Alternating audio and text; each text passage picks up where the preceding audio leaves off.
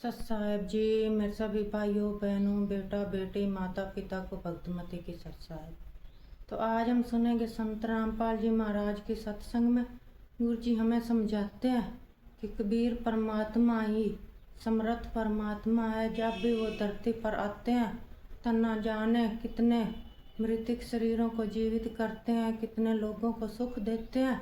तो जिनको हम श्री राम और श्री शिव शंकर और विष्णु को भगवान माने बैठे थे, वो जब धरती पर आए थे तो ना जाने कितनी दुनिया काट के मर गई थी। तो सुनते हैं सभी भाई बहन बेटा बेटी माता पिता मिलजुल के सत्संग संत रामपाल जी महाराज की सत साहेब जी।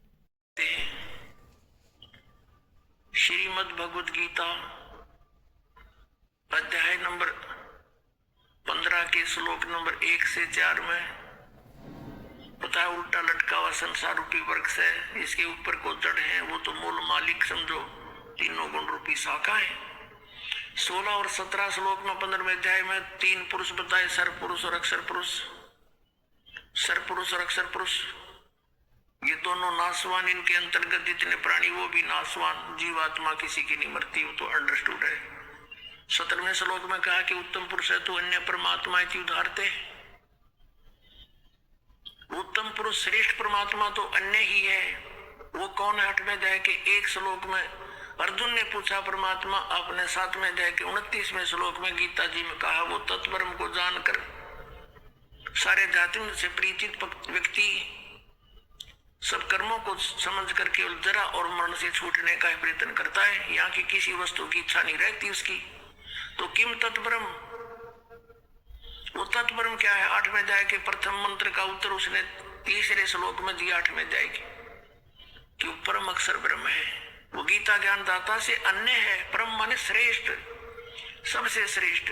15वें अध्याय के 17वें श्लोक में उसी परम अक्षर ब्रह्म के विषय में कहा है कि उत्तम पुरुष है। उत्तम पुरुष श्रेष्ठ परमात्मा तो अन्य है, किससे? सर पुरुष और अक्षर पुरुष से, 16वें श्लोक में जो वर्णित है। और वही परमात्मा कहता है, परमात्मा जो श्रेष्ठ भगवान, जो किसी को दुख नहीं दे केवल सुख दे, उसको भगवान कहते हैं, स्वामी कहते हैं। नहीं तो कसाई भी स्वामी है अपने बकरियां का, पर वो सुखदाई नहीं है। तो इस प्रकार ये काल हमारा स्वामी बना हुआ है और हमें बकरे समझ रहा है। ये हम इसको स्वामी मान रहे हैं, प्रभु मान रहे हैं अपना। हमारा स्वामी तो सतलोक में है और वो यहाँ हमारे लिए भटक रहा है, आता है। वो परमात्मा है, वो दुख नहीं देता किसी को। आप यहाँ के भगवानों को आप देख ले, कपिल मुनि जो है, कपिल ऋषि, ये यहाँ के 24 अवतारों में से एक है, कपिल भगवान। और सगड़ राजा के 60,000 पुत्र थे। वो अपना पृथ्वी पर किसी ने बता दिया वो यज्ञ करें थे, किसी ने बता दिया कि एक तालाब बनवा दे, एक बगीची बनवा दे, एक कुआं बनवा दे, तो उसको एक अश्वमेध यज्ञ जितना पुण्य होता है।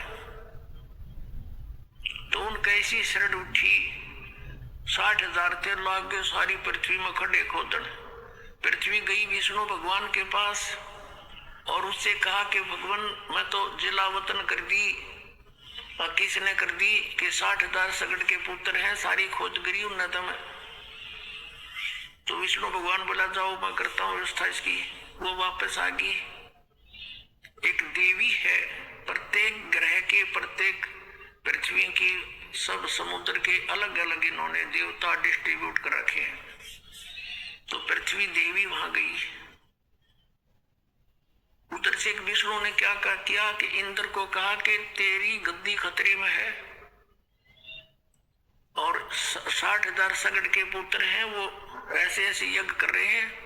अब तू देख ले, जब उनकी यज्ञ पूरी होगी तो तेरी गद्दी छीन कर उनको देनी पड़ेगी।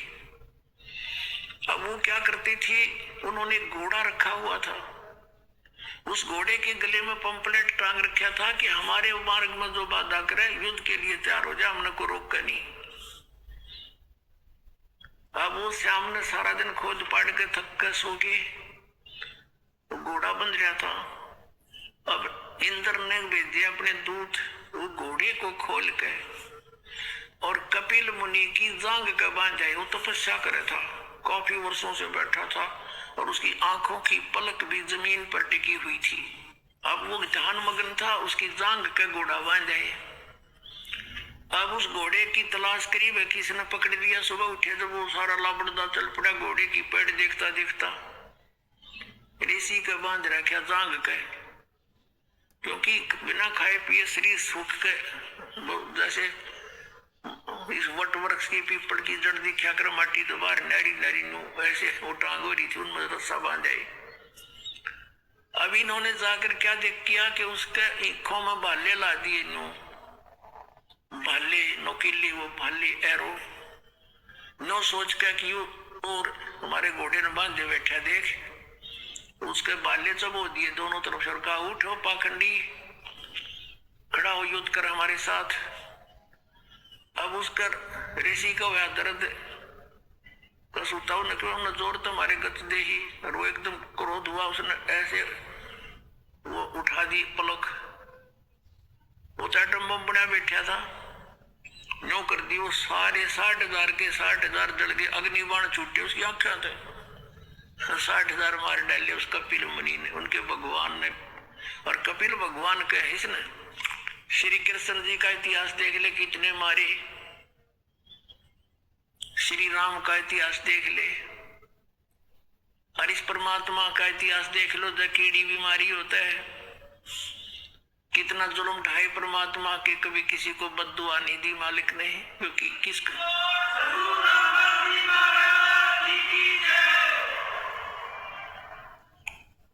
अब इसको पता किसने मारूं, सब मेरे ही तो हैं, अपने के मारे जाकर किसी पे। अब आपने ऋग्वेद में पढ़ा, वो सहनशील है, वो कबीर देव सहनशील है। परमात्मा वही है सहनशील, देख लो इतिहास किसी के आज तक। तो वो परमात्मा इति उदाहरत है, वो परमात्मा भगवान कहता है।